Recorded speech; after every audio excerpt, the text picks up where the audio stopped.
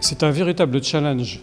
Ça veut dire qu'il faut d'abord se mettre d'accord entre partenaires qui vont être concernés sur ce que signifie une négociation collective, ce que signifie instance de représentation des salariés et des agents. Il faut absolument distinguer ce qui est concertation, ce qui est information, ce qui est négociation collective. Enfin, il me semble indispensable de se donner confiance et respect mutuel entre l'ensemble des acteurs concernés.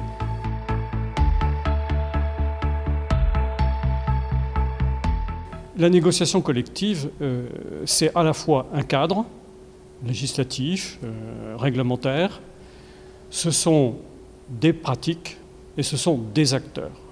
Et c'est l'ensemble de ces trois paramètres qui vont faire la qualité de la négociation collective. Dans ces paramètres, l'acteur essentiel, c'est lui qui va faire ou ne pas faire la qualité de la négociation collective. J'ai plein d'exemples où des personnes qui n'avaient pas beaucoup l'habitude de négocier ont réussi à affronter comme il faut des problèmes et à s'en sortir avec des solutions innovantes.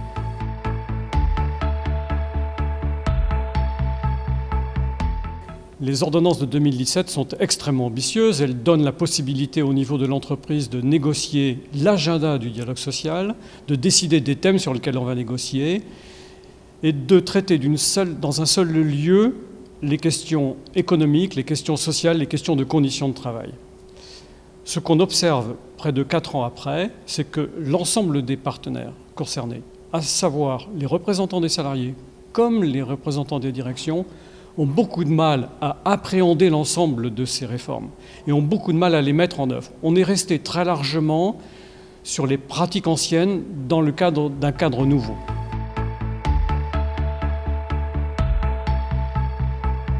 Une organisation, que ce soit dans une administration ou une entreprise, c'est une communauté humaine.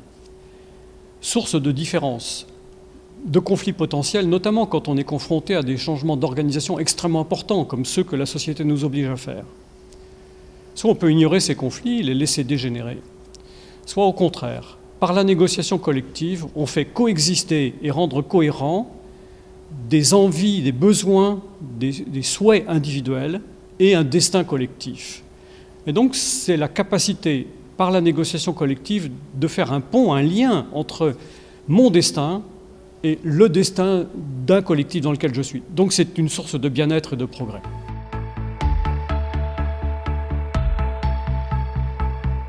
Les modifications du cadre législatif qui vont dorénavant gérer la relation entre les agents et leur hiérarchie est un changement extrêmement important pour les acteurs.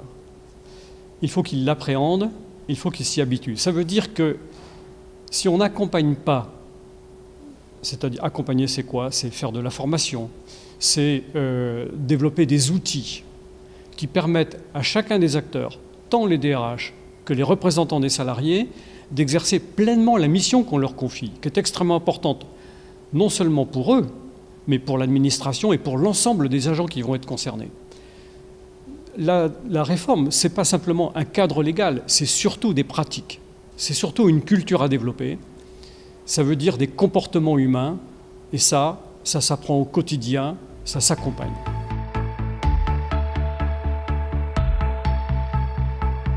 Il me semble que, tout d'abord, il faut être très au clair sur ce qu'est la négociation collective et sur l'ambition qu'on veut lui donner.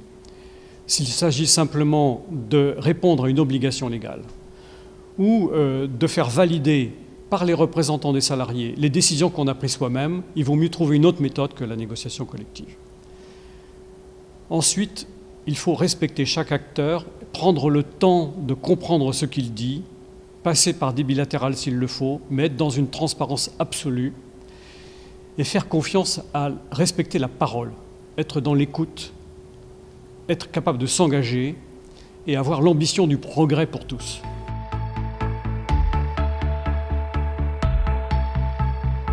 Si on a une ambition de transformation, voulant impliquer les personnes concernées, c'est ça qui est source de progrès, c'est ça qui est source d'innovation, c'est ça qui est source de responsabilité, de vraie transformation. Alors il faut les impliquer dès le départ dans les transformations à venir. Et la négociation collective est un moyen extrêmement important pour le réaliser. C'est bien autre chose que Je reçois une directive, je la mets en œuvre, je fais un peu de concertation et on verra bien ce qu'il en sortira.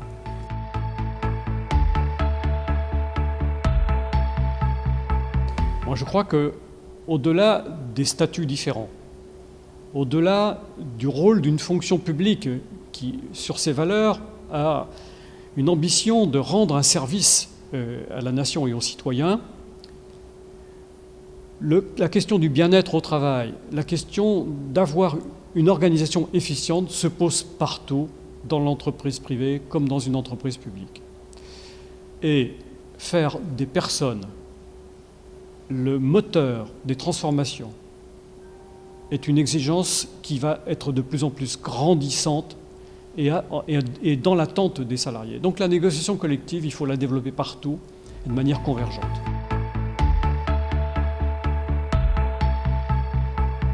Je crois que la méthode de base de la négociation collective, qui consiste à se mettre d'accord sur un état des lieux, tenter de faire un diagnostic partagé, prendre le temps de trouver des solutions qui font sens au regard des objectifs que se donne l'administration et des attentes des agents, et enfin mettre en œuvre des dispositifs d'évaluation et de suivi de la réforme. Et il faut qu'elle produise ses effets. Ce n'est pas un papier qu'on fige à un instant donné. C'est une vraie dynamique qu'on corrige s'il le faut dans le temps. Cette méthode, elle est transverse.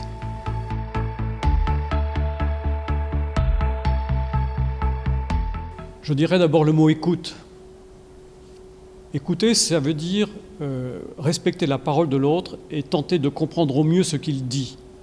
Derrière les mêmes mots, on ne met pas toujours la même réalité.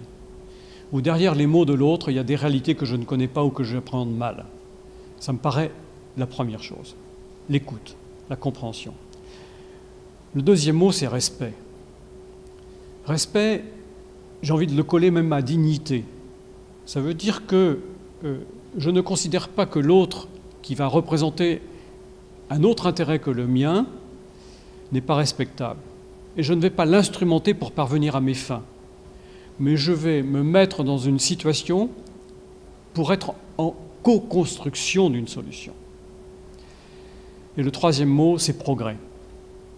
Progrès parce que la méthode en soi n'a pas d'intérêt.